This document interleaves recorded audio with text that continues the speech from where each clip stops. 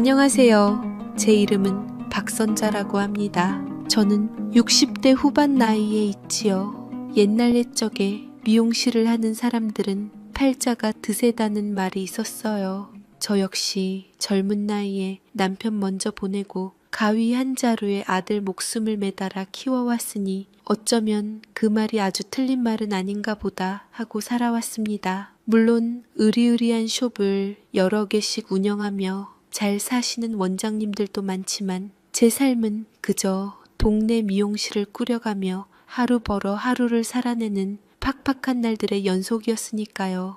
그래도 저는 제 팔자를 원망하지 않았습니다. 제 손으로 아들 혜건이를 번듯하게 키워 장가 보냈고 눈에 넣어도 아프지 않을 딸 같은 며느리 소희의 애교를 보며 시름을 잇는 행복, 그걸로 충분했으니까요. 보통 아들 며느리들은 결혼하면 합가하자 하지 않는데 저희 아들 며느리는 저 혼자 사는 거 불안하다며 외롭지 않게 해주며 잘 모시겠다고 굳이 합가를 선택을 했습니다. 저는 애들 마음에 감동하며 제 인생의 고생은 이제 다 끝났다고 그렇게 믿고 있었고 동네 제 미용실 오는 아줌마들에게 아들 며느리를 자랑하는 재미로 살았지요. 우리 아들은 정말 딸 같은 아들이고 며느리는 진짜 딸이야. 어쩌면 그렇게 엄마를 잘 챙긴지 몰라. 내가 우리 효자 아들을 보면 전생이 나라를 구한 것 같다니까? 또 아들 자랑이네. 그만 좀 해. 미용실 올 때마다 귀에 피딱 지지겠어. 손님들은 그렇게 웃으면서도 제 아들이 효자라는 것을 인정했고 저는 그 맛에 일하며 사람들과 즐겁게 대화하는 것이 일상이었습니다. 그날 아침도 여느 때와 같았어요. 여름이 지나가자 가을이 올 기색도 없이 쌀쌀한 새벽 공기를 가르며 익숙한 골목길을 걸어 미용실로 향했죠. 20년 넘게 제 손때가 묻은 낡은 셔터를 위로 밀어 올리는 때에 뭔가 흰 종이가 제 시선을 잡더라고요. 셔터 정중앙에 이 포용지 한 장이 흉물스럽게 붙어 있었지요. 남의 집 가게 앞에다 뭘 붙여놨지 싶어 별 생각 없이 그 종이를 떼서 읽었는데 순간 저는 제 눈을 의심했습니다. 손끝에 닿기 직전 굵고 시커먼 글씨가 제 눈을 찔렀습니다.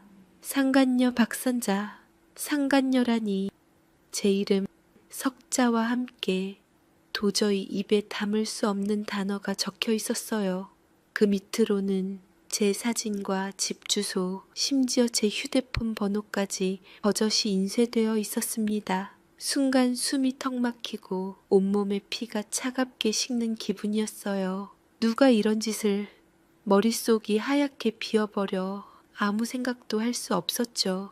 손이 벌벌 떨려와 종이를 제대로 줄 수조차 없었어요. 너무 무서워서 정신없이 사방을 둘러보는 제 눈에 저 멀리 골목 어귀에서 익숙한 기척 하나가 들어왔습니다. 매일 새벽같이 시장에 나가는 야채 가게 사장인 조복희 여사였어요. 그런데 이상했습니다. 평소 저랑 사이가 그렇게 살갑지는 않았기에 저를 보고도 못 본 척 지나갔을 사람이 그 자리에 우뚝 서서 저를 빤히 쳐다보고 있었습니다. 제가 눈을 마주치자 조 여사는 흠칫 놀라며 서둘러 골목 안으로 몸을 숨겼죠. 그 찰나의 순간이 제 마음에 꺼림칙한 돌멩이 하나를 던져놨습니다. 설마 조복희가 내 가게 앞에 이런 전단지를 붙여놓은 거야? 아무리 사이가 좋지 않기로써니 뜬금없이 이렇게까지? 그때였어요. 어머님! 하는 며느리 소희가 헐레벌떡 달려왔습니다. 아침 운동을 하러 나왔는데 마침 제 출근 시간에 저를 보고 인사하러 가까이 왔던 것이었지요. 근데 제가 얼굴이 굳어있자 며느리는 무슨 일이냐고 물었고 이내 제 손에 쥔 흰 종이에 써있는 것을 보고 이미 얼굴은 하얗게 질려 있었죠. 저는 며느리가 걱정할까봐 황급히 숨겼지만 며느리는 제 손에 구겨진 종이를 보더니 소희는 자기가 더 분하다는 듯 눈물을 뚝뚝 흘렸어요. 어머님! 누가 이런 짓을... 세상에 어떻게 우리 어머님한테 이런 억울한 누명을 씌워요. 소희는 저를 부축하며 함께 분노해 주었습니다. 비록 며느리였지만 친딸처럼 저를 따르는 아이였어요. 싹싹하고 애교 많은 성격의 아들 혜건이보다 더 저를 챙겨주곤 했죠. 그런 소희가 제 옆에서 든든하게 버텨주니 그나마 얼어붙었던 마음이 조금은 녹는 것 같았습니다. 그날 소희는 가게 문도 못 열게 하고 저를 집으로 끌고 가 따뜻한 죽을 끓여 주었어요. 제 손을 꼭 잡고 밤새 뜬 눈으로 제 곁을 지켜주다가 조심스럽게 입을 열었습니다. 어머님, 혹시 야채 가게 아주머니랑 뭐 안 좋은 일 있으셨어요? 실은 어제 시장에 장 보러 잠시 들렀었는데 그 할머니가 사람들 모아놓고 어머님에 대해 안 좋게 말하고 다니는 걸 들었어요. 뭐? 조복희가? 소희의 말을 듣는 순간 새벽에 마주쳤던 조 여사의 의심스러운 눈빛이 다시 떠올랐습니다. 조복희는 늘 제 미용실에 와서 파마가 잘 안 나왔네, 염색약이 독하네, 사사건건 트집을 잡던 사람이었고 워낙 지독한 구두쇠라 그 핑계로 값을 깎으려는 수작을 부리기도 했습니다. 그러다 보니 주변 미용실에서는 기피하는 진상 손님이었지만 저는 그래도 한 동네에 살기도 하고 한푼이 아쉬웠던지라 맞받아치면서도 머리를 해주었지요. 하지만 저도 인간이다 보니 아무리 손님이라 해도 감정이 상할 때도 있고 얼마 전에는 도저히 못하겠다고 돈 물어줄 테니 다신 오지 말라고 한번 크게 싸웠던 적이 있었는데 그걸로 이렇게까지 할 일인가 싶기도 했고 저는 이해가 잘 되질 않았습니다. 그 사람이 정말 그랬을까? 제 혼잣말에 소희는 확신하듯 제 손을 더 꽉 잡으며 말했습니다. 어머니, 아무 걱정 마세요. 제가 다 알아볼게요. 우리 어머님 억울한 거 제가 꼭 풀어드릴 거예요. 그 말에 저는 다시 한번 울컥하고 말았습니다. 아들은 아직 이 사실을 모르고 있었어요. 괜한 걱정을 끼치고 싶지 않아 소희와 둘이서만 해결하기로 했죠. 그렇게 지옥 같던 하루가 지나갔습니다. 저는 제 인생에 갑자기 들이닥친 이 재앙 앞에서 속수무책으로 떨고 있었지만 한편으로는 안도했습니다. 내 곁에는 세상 누구보다 나를 믿어주고 지켜주는 착한 며느리가 있으니까요. 그리고 확실하지는 않고 심증만 있긴 하지만 이 모든 짓을 벌인 범인이 누구인지 어렴풋이 짐작이 갔으니까요. 저는 그때까지만 해도 이 끔찍한 일이 금방 해결될 거라고, 조복희 그 여자의 악행만 밝혀내면 모든 것이 제자리로 돌아올 거라고 믿고 있었습니다. 하지만 진짜 지옥은 아직 문도 열리지 않았다는 것을 저는 까맣게 모르고 있었습니다. 다음 날부터 상황은 걷잡을 수 없이 악화되기 시작했어요. 전단지는 미용실 앞에서 그치지 않았습니다. 제가 장을 보러 가는 시장 입구 게시판, 동네 버스 정류장, 심지어 아파트 엘리베이터 안까지 마치 저를 조롱하듯 동네 구석구석에 나붙기 시작했죠. 그 중심에는 제 예상대로 조복희 여사가 있었습니다. 소희가 울면서 말해주더군요. 시장 좌판에 손님들을 모아놓고 마치 자기가 다 본 것처럼 떠들어댄다고요. 내가 그럴 줄 알았어. 어쩐지 파마값 깎아달랄 때마다 눈을 흘기더라니. 뒤로 호박씨 까고 있었던 거야. 밤에 시커먼 외제차가 미용실 앞에 서 있는 걸 봤다는 사람도 있다니까. 거기서 남자랑 단둘이서. 그 여자가 만들어낸 거짓 소문들은 날개를 단 듯 퍼져나갔고 저는 며칠 만에 동네에서 가장 부정한 여자가 되어 있었습니다. 20년간 웃으며 인사하던 이웃들은 저를 보고 수군거리며 피했고 단골 손님들의 예약 전화는 거짓말처럼 뚝 끊겼습니다. 저는 조복히 그 여자가 내가 미용실에서 내쫓았기 때문에 앙심을 품고 이런 짓을 벌인다고 확신했습니다. 증거는 없었지만 모든 상황이 그 여자를 가리키고 있었으니까요. 소희는 매일같이 저를 위로하며 저보다 더 분개해했습니다. 어머니, 제가 몰래 녹음이라도 해서 증거를 잡아볼게요. 저런 사람은 법의 심판을 받아야 해요. 저는 그런 며느리가 곁에 있다는 사실만으로도 큰 힘을 얻었죠. 하지만 결국 아들 혜건이도 이 사실을 알게 되었습니다. 회사 동료 중 우리 동네 사는 사람이 있었던 모양입니다. 그날 저녁 퇴근하고 돌아온 아들의 얼굴은 잿빛이었습니다. 혜건이는 제 얼굴은 쳐다보지도 않고 굳은 목소리로 말했어요. 엄마, 조복희 할머니랑 대체 무슨 일이 있었던 거예요? 온 동네가 엄마 얘기뿐이에요. 소위까지 사람들 입에 오르내리고. 아들의 목소리에는 저에 대한 원망과 아내에 대한 미안함이 뒤섞여 있었습니다. 저는 아무 말도 할 수 없었어요. 내가 뭘 잘못했는데 나는 억울하다고 소리치고 싶었지만 아들의 지친 얼굴을 보니 차마 입이 떨어지지 않았습니다. 그때 소희가 혜건이의 팔을 잡으며 나섰어요. 여보, 어머님도 힘드셔. 어떻게 그런 말도 안 되는 소문을 믿을 수가 있어. 지금 가장 힘든 사람은 어머님이잖아.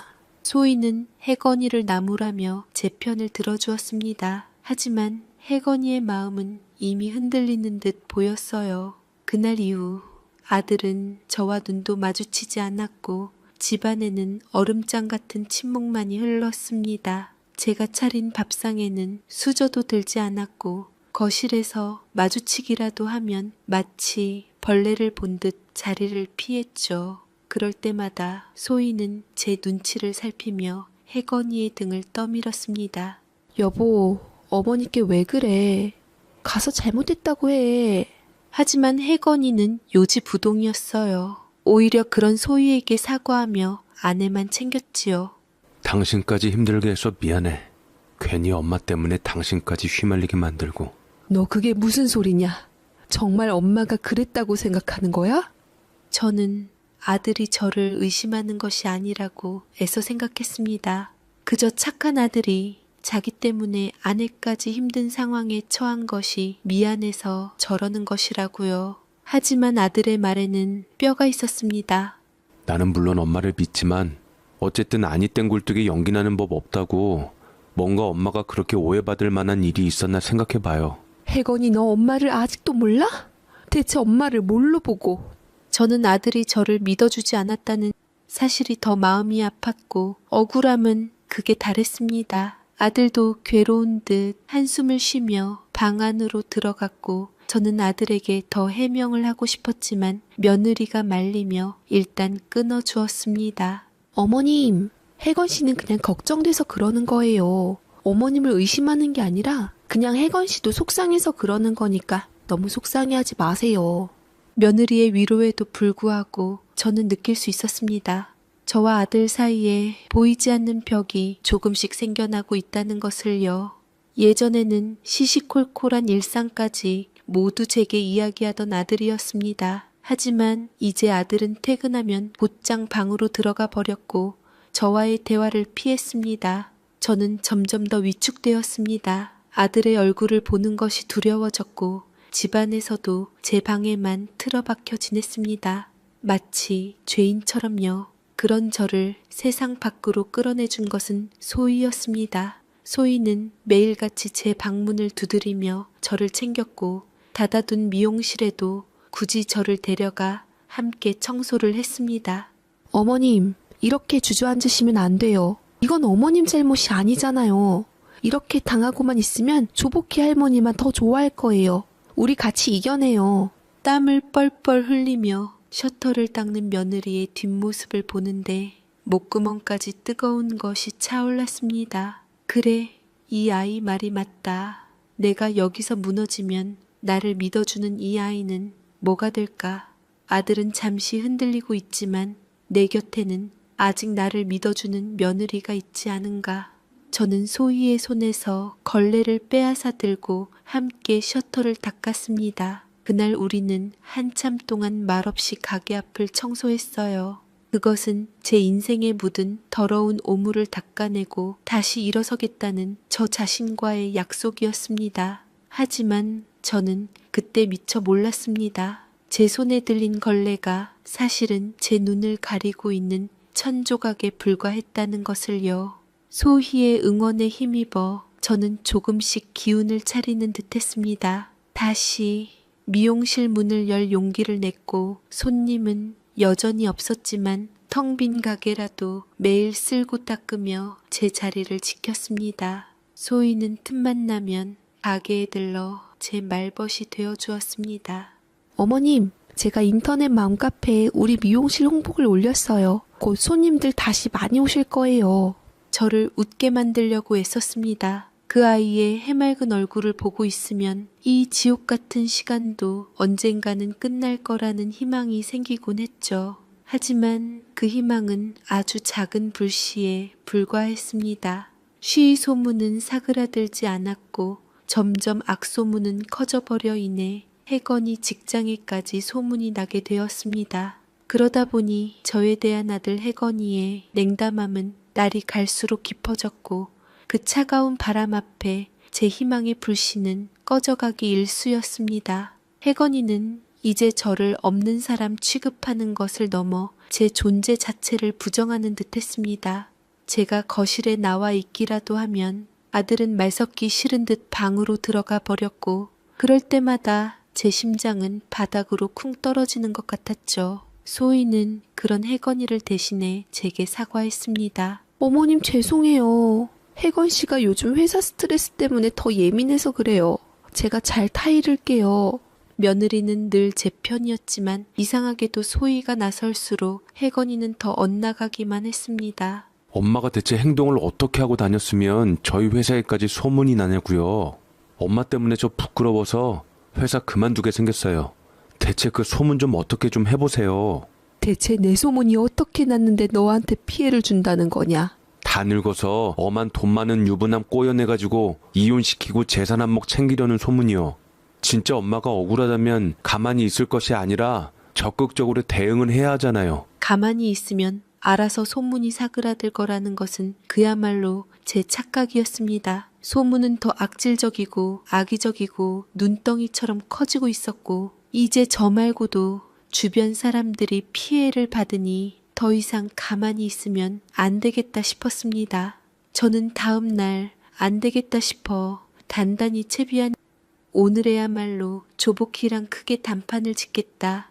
마음을 먹고 결연한 의지로 출근을 하려 할 때 소희가 아침부터 집안 대청소를 하자며 온 집안을 뒤집어 놓았더라고요. 며느리에게 잠깐 나갔다 오겠다며 서둘러 나가려고 했는데 그러다가 옷장 정리를 하던 소희가 갑자기 비명에 가까운 소리를 질렀습니다. 어머님, 이게 뭐예요? 소희가 제 옷장 가장 깊숙한 서랍에서 무언가를 들고 나왔습니다. 그건 번쩍이는 남성용 명품 시계였어요. 태어나서 처음 보는 딱 봐도 아주 비싸 보이는 물건이었죠. 저야말로 이게 뭐냐고 묻고 싶었고 어안이 벙벙해졌습니다.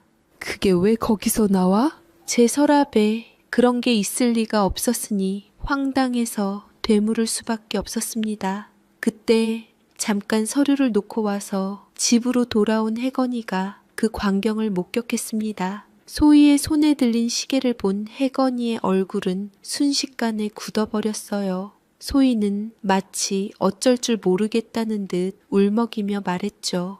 여보, 나 그냥 어머님 옷장 정리해드리려고 한 건데 이게 왜 여기서? 혜건이는 제게 한마디 말도 묻지 않았습니다. 그저 경멸과 배신감이 뒤섞인 눈으로 저를 쏘아볼 뿐이었죠. 그 눈빛은 마치 전단지 내용이 전부 사실이었군요 라고 말하는 것 같았습니다. 저는 필사적으로 변명했어요. 아니다, 혜건아. 저거 엄마 거 아니야. 나는 모르는 일이다. 그런데 저 비싼 남자 시계가 어떻게 엄마 옷장에 있는데요? 엄마, 솔직히 엄마가 아버지 떠난 지도 오래됐고 연애하시는 거 저 충분히 이해해요. 엄마도 여자고 외로울 수 있으니까요. 그런데 유부남은 아니잖아요. 다 늙어서 이게 무슨 추태예요.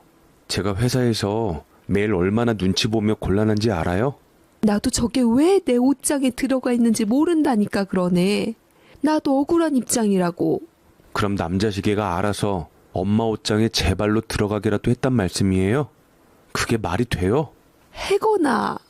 제 목소리는 아들에게 닿지 않았습니다. 제 절박한 외침은 그저 궁색한 변명으로만 들리는 듯했습니다. 혜건이는 싸늘하게 돌아섰습니다. 그리고 제 심장을 후벼 파는 한마디를 내뱉었죠. 엄마한테 정말 실망했습니다. 그 순간 제 세상이 무너져 내렸습니다. 아들이 저를 믿어주길 바랐던 마지막 희망의 끈이 끊어져 버린 거죠. 저는 그 자리에 주저앉아 아무 말도 하지 못했습니다. 소희가 울먹이며 제 등을 쓸어주며 어머님 괜찮으세요?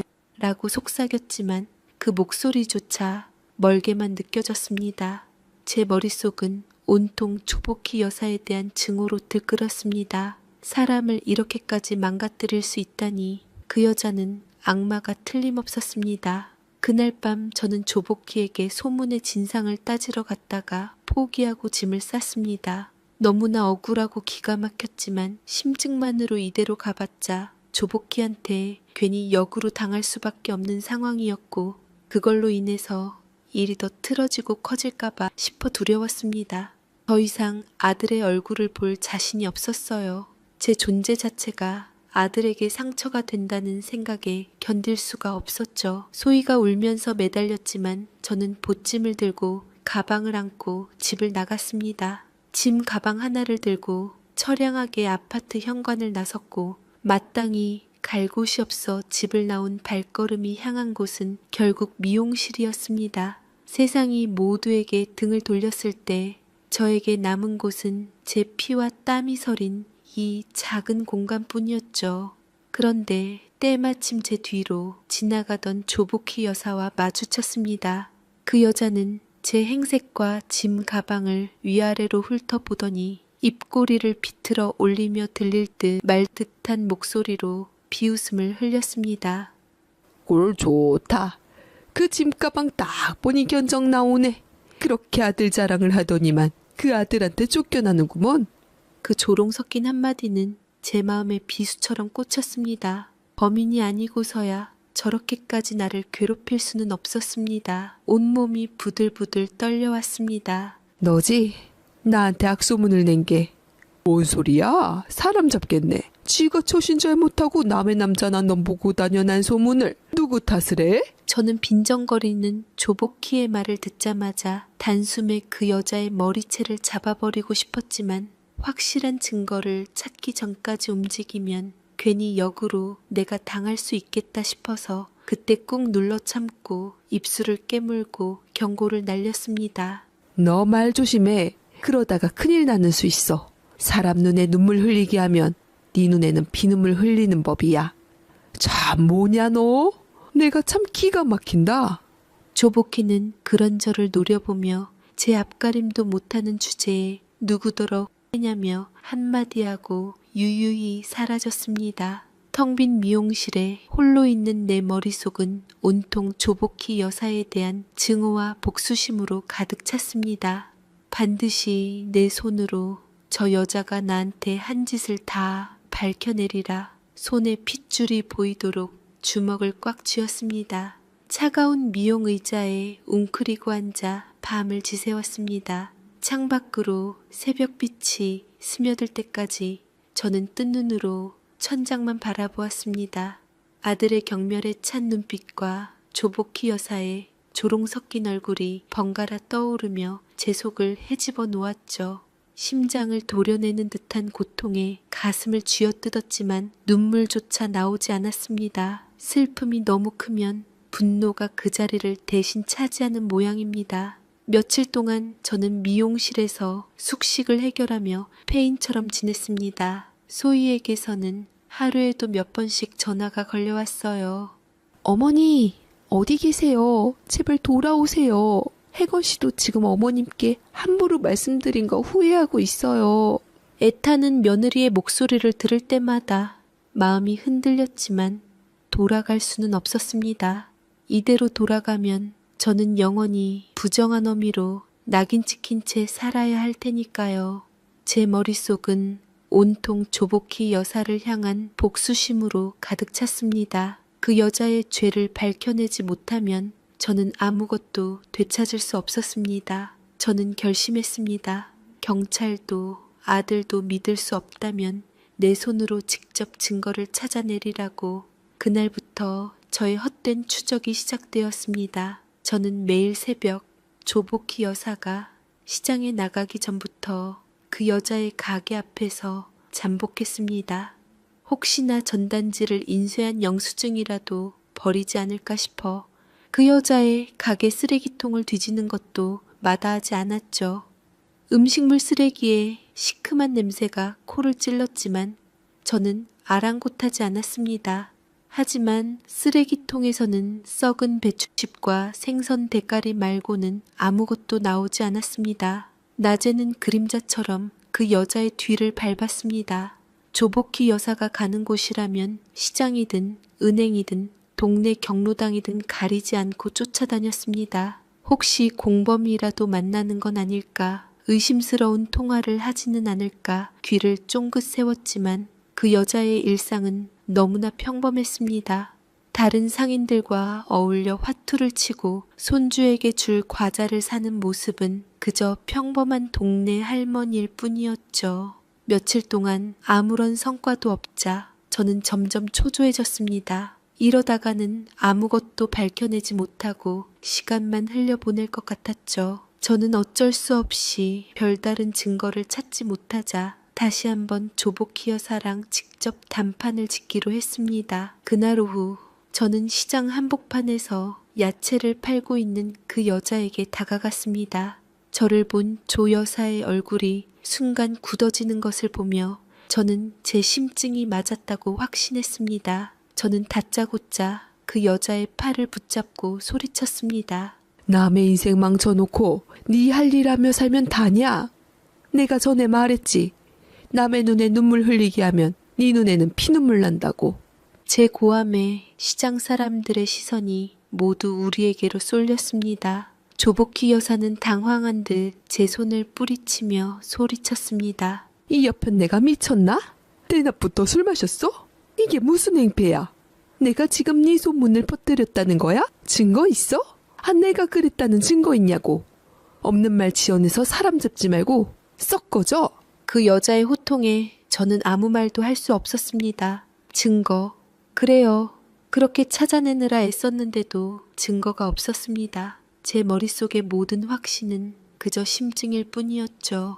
주변에서는 저 미용실 아줌마 소문이 사실인가 보네. 찔리는 게 있으니 저러지.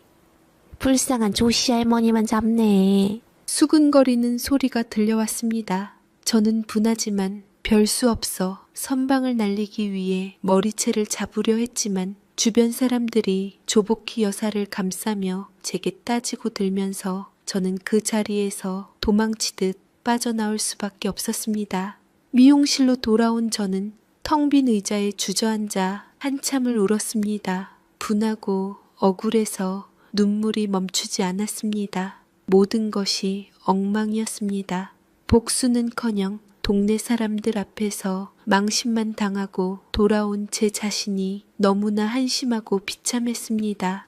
그렇게 모든 것을 포기하고 싶었던 순간 미용실 문이 열리며 소희가 들어왔습니다. 제 몰골을 본 소희는 아무 말 없이 저를 꼭 안아주었습니다. 어머니, 제가 다 들었어요. 시장에서. 힘드셨죠? 이제 그런 무모한 짓은 하지 마세요. 어머님만 더 다치세요. 소희야, 나 분하다. 억울하고 분해서 못 살겠다. 내가 이 나이에 이런 수모를 당해야 하냐? 혜건이를 봐서 내가 얼마나 흠되지 않게 살려고 노력했는데. 며느리의 따뜻한 품에 안겨 저는 어린아이처럼 서럽게 울었습니다. 그래요. 이제 제가 할 수 있는 건 아무것도 없었습니다. 저는 조복희라는 악마 앞에서 완전히 패배한 것입니다. 깊은 무력감과 절망이 저를 집어삼켰습니다. 시장에서 망신을 당한 그날 이후 저는 완전히 무너져 내렸습니다. 조복희 여사를 향한 복수심마저 사그라들고 그 자리에는 깊은 무력감과 절망만이 남았죠. 미용실에는 하루 종일 있어봤자 소문이 나서 손이 뚝 끊겼고 손님이 온다 한들 저도 쉬이 일할 수 있을 것 같지가 않았습니다. 저는 미용실 셔터를 내리고 며칠 동안 밖으로 한 발짝도 나가지 않았습니다. 어두컴컴한 가게 안에서 그저 숨만 쉬고 있었어요. 살아있는 것 같지가 않았습니다. 그런 저를 일으켜 세운 것은 또다시 며느리 소희였습니다. 소희는 매일같이 음식을 싸들고 저를 찾아와 억지로 밥을 먹이고 제 헝클어진 머리를 빗겨주었습니다. 마치 어미새가 다친 아기새를 돌보듯이 저를 정성껏 보살폈죠. 너무나도 고마웠고 세상에 이런 효부가 없었습니다. 어머님, 이렇게 계시면 병나세요. 제가 있잖아요. 제가 끝까지 어머님 곁에 있을게요. 그 아이의 따뜻한 위로에 저는 조금씩 기운을 차렸습니다. 그래, 세상이 다 나에게 등을 돌려도 내 며느리만큼은 내 편이지. 이 아이를 봐서라도 이렇게 무너져 있으면 안 되지. 저는 소희에게 전적으로 의지하기 시작했습니다. 그 아이는 제게 유일한 희망의 끈이자 세상과 저를 이어주는 창문이었습니다. 그러던 때 아들 혜건이가 어두운 얼굴로 저를 찾아왔습니다. 집을 나온 후 처음으로 보는 아들의 얼굴은 헬쑥하고 지쳐 보였죠. 혜건이는 제 앞에 서서 한참을 망설이다 힘겹게 입을 열었습니다. 엄마, 미안해. 내가 너무 심했어. 다른 사람이 다 그래도 나만큼은 엄마한테 그러지 말았어야 했는데. 아들의 사과에 저는 아무 말도 할 수 없었습니다. 그저 눈물만 뚝뚝 흘렸죠. 혜건이는 제 손을 잡으며 말했습니다. 집으로 가자, 엄마. 소희가 너무 힘들어해.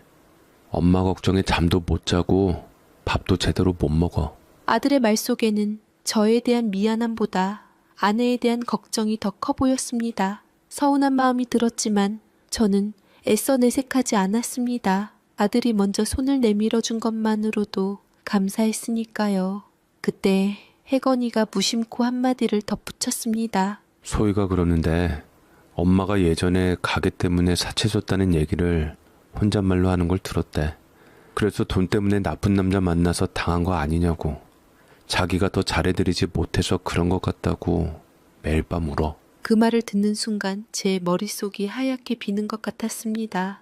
사채라니 저는 태어나서 단 한 번도 사채를 쓴 적이 없었습니다. 그걸로 아쉬워 남자를 만난 적도 없었고요. 물론 남편이 죽기 전에 남긴 빚을 갚느라 허리띠를 졸라맨 적은 있어도 사채는커녕 남에게 아쉬운 소리하며 돈을 빌린 적은 없었죠. 그건 제 마지막 자존심이었습니다. 내가 그랬다고? 저는 저도 모르게 되물었습니다. 혜건이는 제 반응에 당황한 듯 말했죠. 엄마 기억 안 나? 소희가 분명히 들었다는데. 근데 대체 사채는 왜 쓴 거야? 쓸 게 따로 있지. 도대체 빚이 얼마나 있는 거야? 나한테 좀 솔직히 말해봐. 빚이라니. 나 빚 없는데? 사채를 썼는데 왜 빚이 없어? 엄마, 사채는 쓰면 안 된다고 엄마가 나한테 말한 거잖아. 소희가 엄마 요새 기억도 잘 못한다고 치매 검사도 받아봐야 할 것 같다며 얘기를 꺼내던데. 잘 좀 기억해봐. 내가 일단 대출을 하더라도 어떻게든 갚아줄 테니까. 이자 계속 불 거 아니에요. 아들의 얼굴을 보니 제가 무슨 말을 해도 믿어주지 않을 것 같았습니다. 아무리 생각해도 빚 같은 건 없었습니다. 사채를 쓴 기억도 없고요. 어쩌면 내가 너무 힘들어서 나도 모르게 헛소리를 한 건 아닐까? 최근 겪은 충격으로 기억을 잃어버린 건 아닐까? 저는 제 자신마저 믿을 수 없게 되었습니다. 온몸에 힘이 쭉 빠져나갔습니다. 그날 저녁 저는 소희에게 이 사실을 조심스럽게 물었습니다. 내가 언제 그런 얘기를 한 적이 있었냐? 내가 기억하기로는 사채를 쓴 일이 없었는데 어디서 그런 소리를 들었냐 물으니 소희는 잠시 당황한 듯 하다가 이내 제 손을 꼭 잡으며 눈물을 글썽였죠. 어머니 죄송해요. 제가 괜한 말을 혜건 씨에게 해서 어머님이 너무 힘들어 보이셔서 저도 모르게 헛것을 들었나 봐요. 괜찮아요, 어머님. 근데 뭔가 있다 한들 제가 다 막아드릴게요. 혜건 씨한테도 제가 잘 얘기할게요. 며느리의 말에 저는 더 혼란스러워졌습니다. 유일한 내 편인 며느리에게 더 파고들다가는 괜히 또 틀어질 것 같았기에 며느리가 나를 진심으로 생각해주는 마음만 믿기로 하고 저는 모든 판단을 포기해버렸습니다. 그저 저를 위로해주는 며느리에게 기대는 것 말고는 할 수 있는 게 없었죠. 아들 내외의 집으로 돌아온 저는 마치 손님처럼 조용히 지냈습니다. 소희는 이전보다 더 극진하게 저를 보살폈고 혜건이도 제 눈치를 살피며 잘해주려고 애썼습니다. 모든 것이 제자리로 돌아온 것 같았지만 저는 알 수 있었습니다. 아무것도 예전 같지 않다는 것을요. 저는 이제 이 집에서 더 이상 어머니가 아니었습니다. 아들의 보살핌을 받는 늙고 병든 노인, 그리고 며느리의 동정을 받는 가여운 시어머니일 뿐이었죠. 집으로 돌아온 후 제 시간은 아주 더디게 흘러갔습니다. 저는 대부분의 시간을 제 방에서 보냈어요. 소희는 제 기운을 북돋아 주겠다며 맛있는 음식을 해다 바치고 혜건이는 항상 저를 신경 썼지만 제 마음은 좀처럼 나아지지 않았습니다.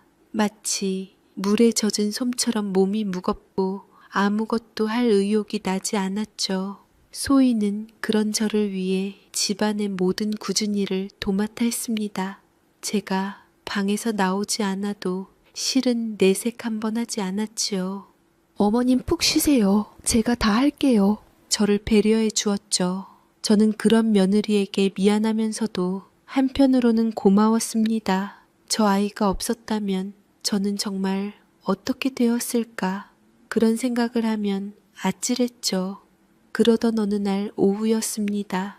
소희는 동네 문화센터에 잠시 다녀오겠다며 집을 비웠고 저는 무료함을 달래려 거실로 나왔습니다. 며칠 동안 방에만 틀어박혀 있었더니 온몸이 찌뿌둥했죠. 소파에 앉아 무심코 텔레비전을 켜려는데 소파 밑으로 무언가 빠져나와 있는 것이 보였습니다. 분홍색 표지에 작은 책이었어요. 아무래도 소희 것 같아서 그냥 제자리에 두려고 허리를 숙여 다이어리를 집어들었습니다. 그런데 그 순간 다이어리가 바닥에 떨어지며 아무렇게나 펼쳐졌습니다. 저는 그저 떨어진 다이어리를 다시 주우려 했을 뿐인데 우연히 펼쳐진 페이지에 적힌 제 이름 석자가 눈에 들어왔습니다. 박선자, 호기심 때문이었을까요? 아니면 무언가에 이끌리기라도 한 걸까요? 저는 저도 모르게 다이어리의 내용을 읽어내려가기 시작했습니다. 그것은 소희가 쓴 일기였습니다. 박선자 이 여자만 없으면 혜건 씨는 완벽하게 내 남자가 될 텐데 왜 사라지지 않는 걸까? 혜건 씨의 세상에서 저 여자를 지워버리고 싶다.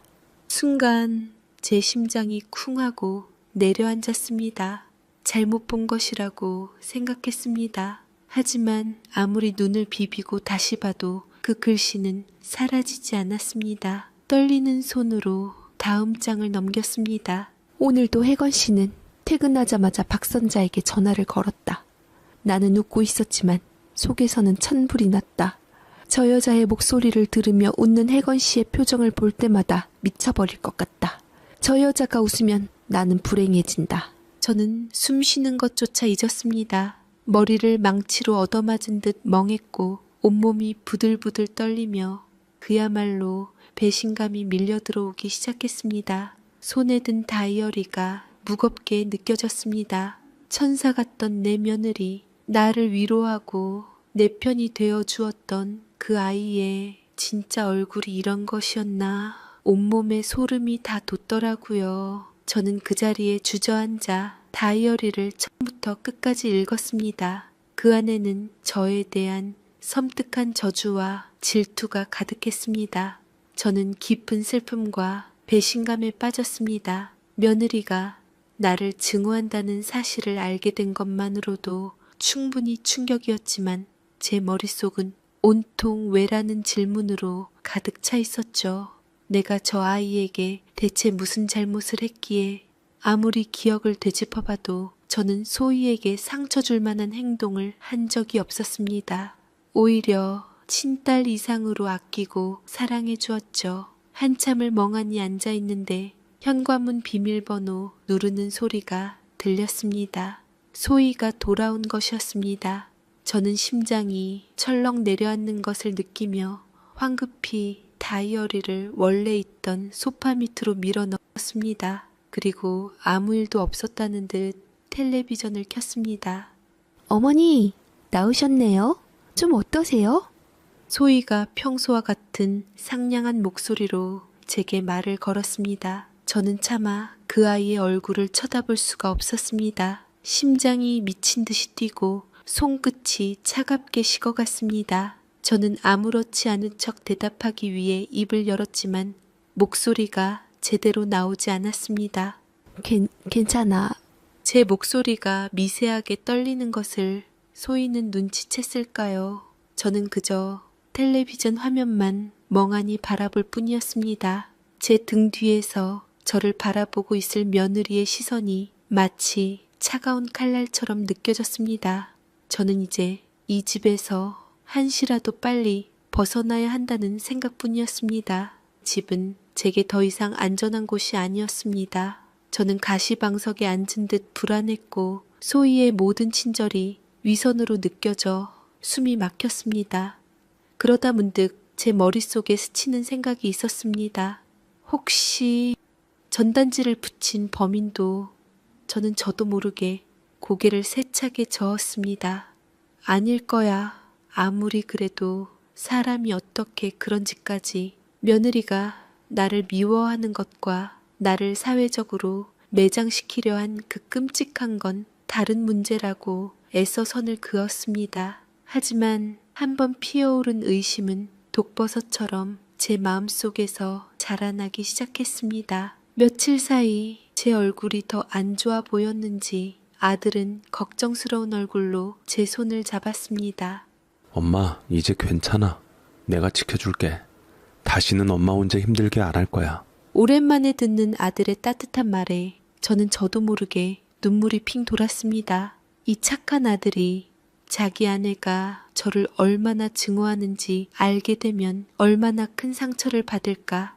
가슴이 미어졌습니다. 저는 아들의 손을 마주 잡으며 눈물을 글썽였습니다. 그런데 그 순간이었습니다. 아들의 등 뒤 열린 방문 틈으로 저를 바라보는 소희의 눈빛과 마주쳤습니다. 소희는 아들이 저를 위로하는 모습을 아무런 표정 없이 가만히 지켜보고 있었습니다. 아들을 향한 애틋한 제 표정을 지켜보는 그 여자의 눈, 그곳에는 질투나 서운함 같은 감정이 담겨 있지 않았습니다. 오직 차가운 경멸과 마치 벌레를 보는 듯한 증오만이 서려 있었죠. 온몸에 소름이 돋았습니다. 그 눈빛은 제가 다이어리에서 읽었던 글자들보다 더 많은 것을 말해주고 있었습니다. 그리고 바로 그 순간 흩어져 있던 모든 조각들이 하나의 그림으로 맞춰졌습니다. 나를 향한 이유 없는 증오, 아들과 나를 떼어놓으려는 집요함, 내가 사채를 썼다는 거짓말, 그리고 나를 사회적으로 매장시키려 했던 상간녀 전단지, 이 모든 것의 시작과 끝에 조복희가 아닌 바로 내 며느리 최소희가 있었습니다. 나를 이렇게까지 미워하는 사람이라면 그 끔찍한 짓까지 저지르고도 남을 사람이었습니다. 저는 저도 모르게 시선을 피해버렸습니다. 심장이 미친 듯이 뛰기 시작했습니다. 이제야 모든 것을 깨달은 이상 가만히 있을 수만은 없었습니다. 이대로 당하고만 있으면 저는 정말 치매나 미친 여자로 몰려 요양원이나 정신병원에 갇히거나 무슨 일을 당하게 될지 모르겠습니다. 그리고 제 아들은 저 악마 같은 며느리의 옆에서 평생을 불행하게 살아가게 되겠죠. 아들을 지켜야 했습니다. 그리고 제 자신을 지켜야 했습니다. 다음 날 아침 저는 아무 일도 없었다는 듯이 소희에게 말했습니다. 소희야, 나 이제 괜찮은 것 같아. 다시 미용실에 나가봐야겠다. 제 말에 소희는 잠시 놀라는 듯했지만 이내 환하게 웃어주며 제 손을 잡아주었지요. 정말요, 어머니?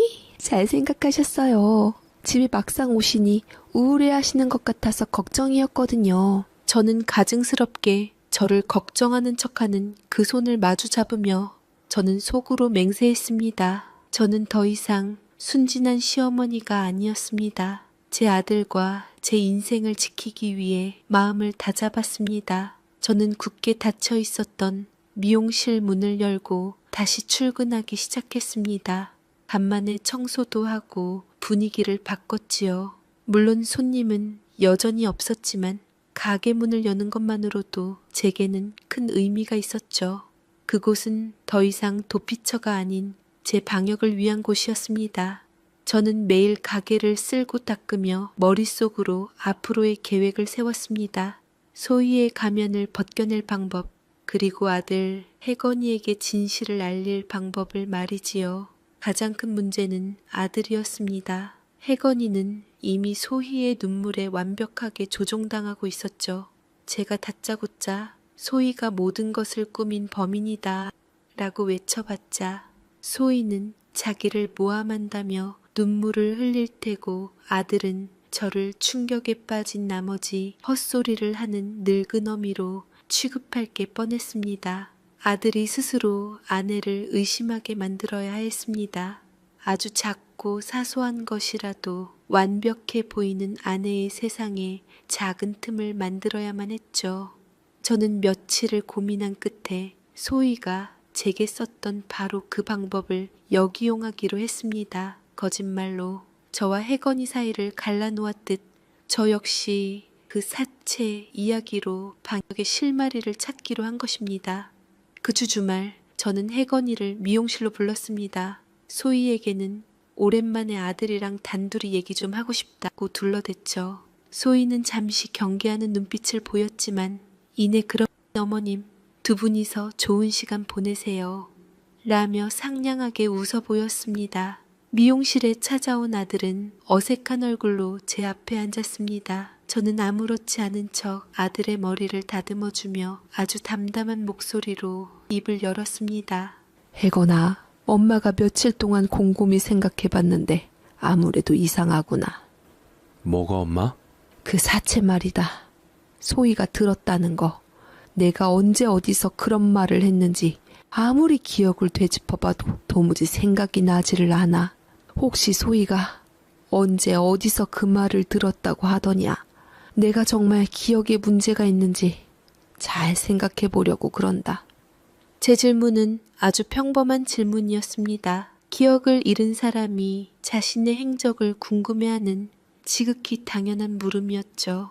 하지만 그 안에는 제가 파놓은 작은 함정이 숨어 있었습니다. 혜건이는 제 질문에 잠시 머뭇거리더니 대답했습니다. 글쎄, 소희도 그냥 엄마가 혼잣말하는 걸 들었다고만 했어요. 자기도 놀라서 정확히는 기억이 안 난다고 하더라고요. 그랬구나. 저는 더 이상 묻지 않았습니다. 그저 아들의 머리를 마저 잘라주고 아무 일 없다는 듯이 돌려보냈죠. 하지만 저는 알고 있었습니다. 제 질문이 아들의 마음속에 아주 작은 돌멩이 하나를 던졌다는 것을요. 아니나 다를까 그날 저녁 혜건이는 집으로 돌아가 소희에게 제 질문을 그대로 전했을 겁니다. 엄마가 그러는데 자기가 사채 썼다는 얘기 언제 어디서 했는지 기억이 안 난대. 당신이 그때 언제 들었는지 기억해? 저번이라고 했으니까 나한테 얘기했을 때 들은 건 아니었을 거잖아. 소희는 그 질문에 완벽하게 대답할 수 없었을 겁니다. 왜냐하면 그건 처음부터 없었던 이야기였으니까요. 그리고 혜건이의 전화 한 통이 모든 것을 말해주었습니다. 수화기 넘어 아들의 목소리는 어딘지 모르게 혼란스러워 보였습니다. 엄마, 혹시 어제 내가 저번에 사채 얘기한 것 때문에 소희한테 뭐라고 했어요? 아니, 왜? 아니, 그냥 소희가 그러는데 자기가 사채 같은 괜한 말을 전해서 미안하다고 아침 내내 울더라고요. 저는 수화기를 든 채 가만히 눈을 감았습니다. 모든 것이 제 예상대로였습니다. 소희는 혜건이의 질문에 당황한 나머지 또다시 눈물과 거짓말로 상황을 모면하려 한 것입니다. 시어머니가 화를 냈다고 말하며 저도 혜건이도 더 이상 그 문제를 파고들지 못하게 만들었죠. 저는 아무것도 모르는 척 대답했습니다. 내가 언제 화를 냈다고 그러니 그냥 기억이 안 나서 물어본 것뿐인데 난 어제 소희랑 전화 통화한 적도 없는데 화를 낼 틈이 어디 있겠어. 소희가 오해했나 보구나. 네가 잘 말해주렴. 전화를 끊고 저는 처음으로 희미한 미소를 지었습니다. 소희의 완벽했던 세상에 제가 아주 작은 틈을 만들어낸 것입니다. 혜건이는 아마 이해할 수 없었을 겁니다. 어머니는 화낸 적이 없다고 하는데 아내는 왜 어머니가 화를 냈다고 울었을까? 그렇게 믿었던 아내가 이상한 점이 보이는 순간 아들의 마음속에 심어진 의심은 이제부터 걷잡을 수 없이 커져갈 것이었습니다. 저는 그저 다음 단계를 준비하며 조용히 기다리기만 하면 되었습니다. 그날의 통화 이후 일주일 동안은 폭풍전야처럼 고요했습니다. 아들 혜건이는 이전보다 자주 미용실에 들렀습니다. 하지만 예전처럼 제게 모든 것을 털어놓지는 않았죠. 그저 제 옆에 앉아 묵묵히 제가 일하는 모습을 지켜보다가 돌아가곤 했습니다. 아들의 깊은 눈 속에서 저는 거대한 혼란과 고통을 읽을 수 있었습니다. 제 아들은 지금 자기가 믿어왔던 세상과 마주하게 된 진실 사이에서 길을 잃고 헤매고 있었습니다. 저는 아들을 재촉하지 않았습니다. 스스로 길을 찾을 때까지 기다려주는 것, 그것이 제가 어미로서 해줄 수 있는 유일한 것이었으니까요. 소희는 그런 남편의 변화를 누구보다 먼저 눈치챘을 겁니다. 제가 던진 작은 돌멩이가 며느리가 여태 쌓아 올린 거짓의 성을 흔들기 시작한 것입니다. 궁지에 물린 쥐는 고양이를 무는 법이라고 했던가요. 소희는 이참에 저를 완전히 끝내기 위해 상상조차 할 수 없었던 마지막 계략을 꾸미고 있었습니다. 그날 오후 소희에게서 다급한 목소리로 전화가 걸려왔습니다. 어머니, 큰일 났어요. 혜건 씨가 어머님이랑 저 때문에 너무 힘들어하다가 술을 너무 많이 마셨어요. 지금 집에서 난리예요. 어머니, 제발 와서 혜건 씨 좀 말려주세요. 아들이 술을 마시고 난리를 피운다는 말에 제 심장이 철렁 내려앉았습니다. 저는 아무런 의심도 없이 미용실 문을 잠그고 집으로 달려갔습니다. 하지만 현관문을 열고 들어선 집안은 이상할 만큼 조용했습니다. 혜건이는 보이지 않았고 거실에는 소희 혼자 저를 기다리고 있었죠. 저를 보는 소희의 얼굴에는 더 이상 상냥한 미소가 없었습니다. 그저 차갑고 서늘한 표정만이 감돌았죠. 혜건이는 어디 있니?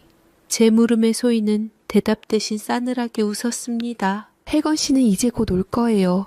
그 전에 어머님이랑 마지막으로 드릴 말씀이 있어서요. 그 순간 저는 제가 함정에 빠졌다는 것을 깨달았습니다. 소희는 계단 쪽으로 뒷걸음질 치며 제게 소리쳤습니다. 장가보낸 아들이면 이제 며느리한테 맡기면 되지. 자꾸 쓸데없이 왜 혜건 씨한테 간섭을 하냐고. 혜건 씨가 같이 합가하자고 해도 눈치껏 분가하자고 하고, 혜건 씨가 당신 챙겨줄 때마다 적어도 날 생각했다면 어른답게 잘 타일렀어야지. 당신은 내가 며느리로 처음부터 안 보였지?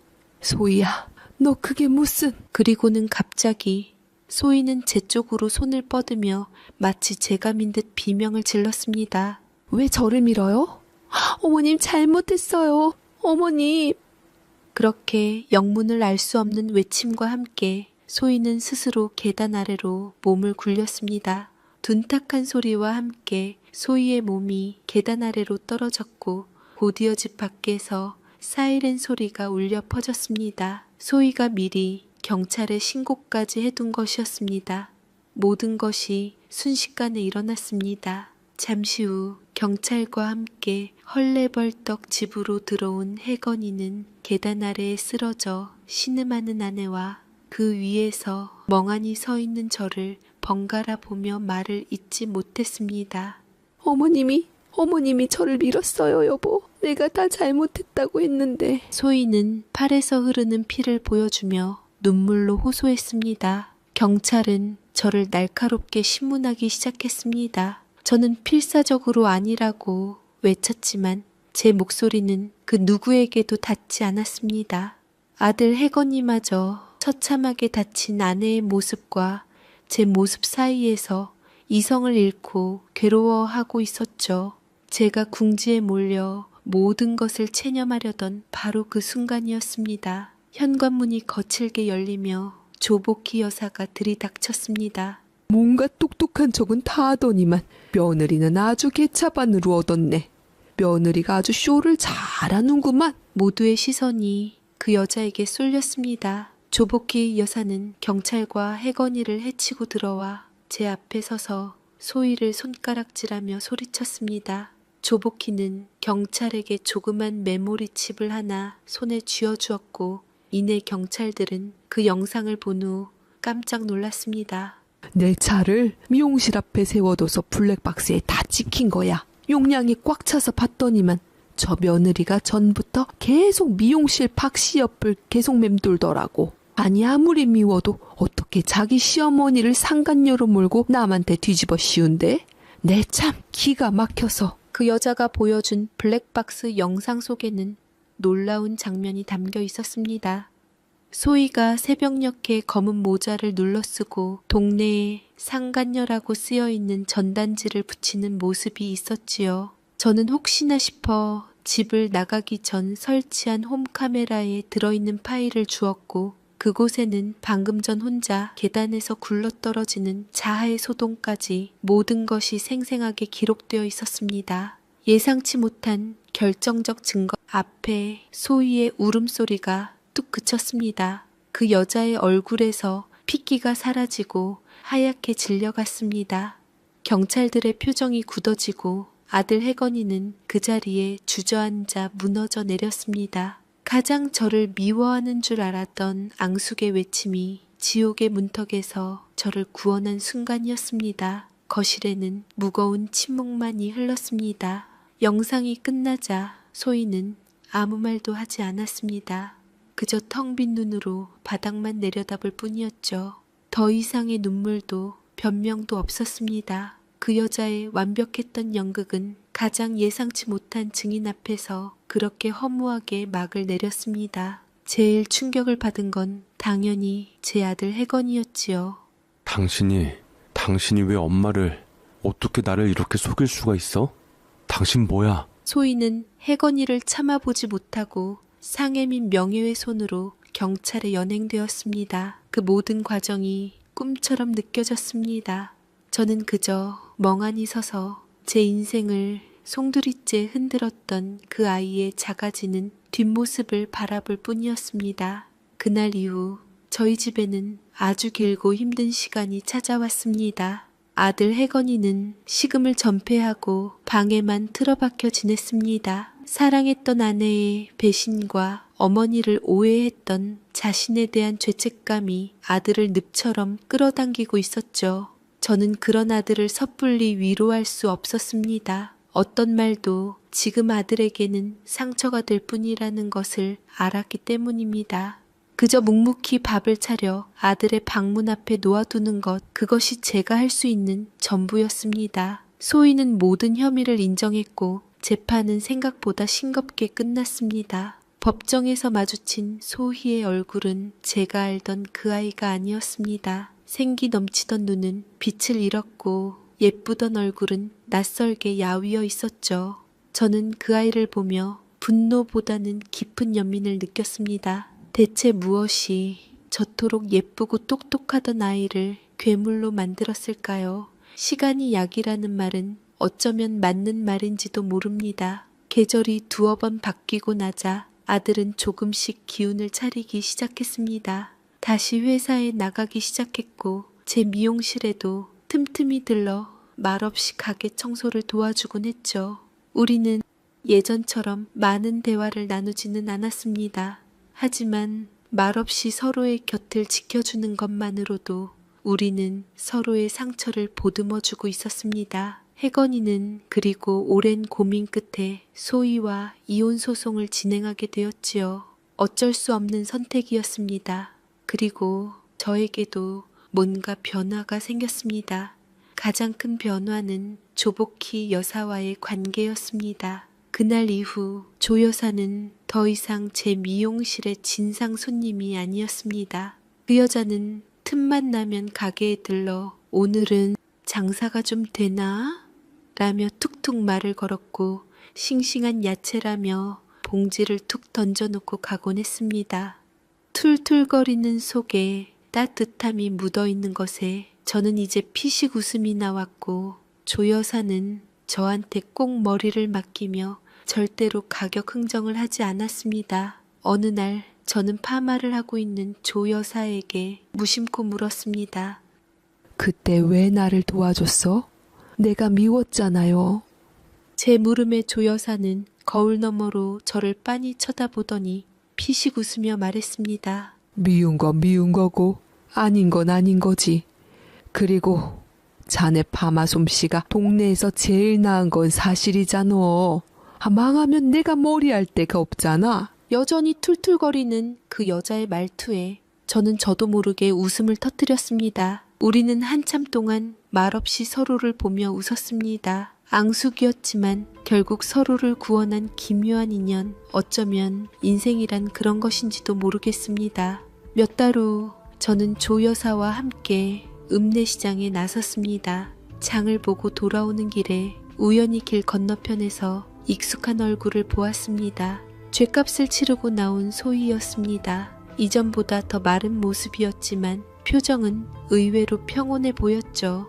우리의 시선이 허공에서 잠시 마주쳤습니다. 소희는 저를 향해 아주 희미하게 고개를 숙여 보였고 이내 인파 속으로 사라졌습니다. 그것이 우리의 마지막이었습니다. 미용실로 돌아온 저는 거울 앞에 서서 제 얼굴을 가만히 들여다보았습니다. 그동안의 풍파가 얼굴에 고스란히 새겨져 있었지만 이상하게도 마음은 편안했습니다. 저는 제 자리에 놓인 낡은 가위를 집어들었습니다. 제 인생을 지탱해 주었고 또 한때는 제 인생을 위협했던 수많은 인연들을 떠올렸습니다. 내 아들과 내 인생, 그 무엇도 다시는 빼앗기지 않으리라. 저는 가위를 들어 마네킹의 머리카락을 잘라내기 시작했습니다.